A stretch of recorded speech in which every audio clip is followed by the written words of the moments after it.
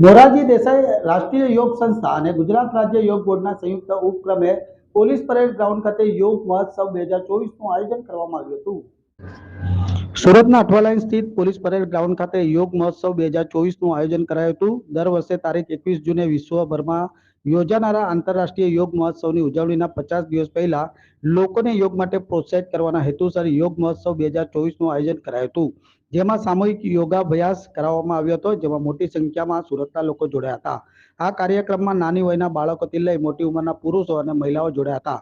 કાર્યક્રમમાં આયુષ મંત્રાલયના સચિવ Ved Rajesh Kotecha, deputy director general Satyajit Paul અને સુરત મહાનગરપાલિકાના કમિશનર શાલિની અગ્રવાલ અને મુખ્ય અતિથિ તરીકે અવિનાશ ચંદ્ર પાંડે, નવી દિલ્હીના ઇન્ટર યુનિવર્સિટી સેન્ટરના પ્રોફેસર પર હાજર રહ્યા હતા।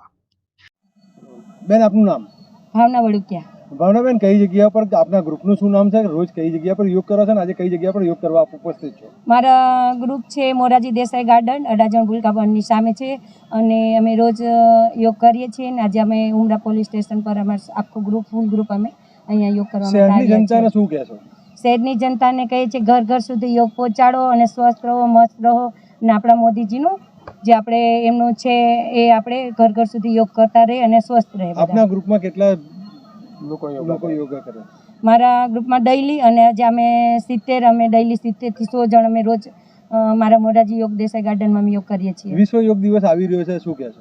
વિશ્વ યોગ આવી રહ્યો, જાણે બર્થડેની સેલિબ્રેશન છે એમ અમારા મનમાં એમ છે કે 50 દિવસ, આજે 5 દિવસ પછી આજે યોગ દિવસ 21 જૂન આવી રહ્યો છે। આ જ રીતે આ જ ઉત્સાહ સાથે અમે સૌ યોગ કરીશું અને ઘર ઘર સુધી યોગ પહોંચાડશું, મસ્ત રહીશું, સ્વસ્થ રહીશું બધા। આભાર બેન।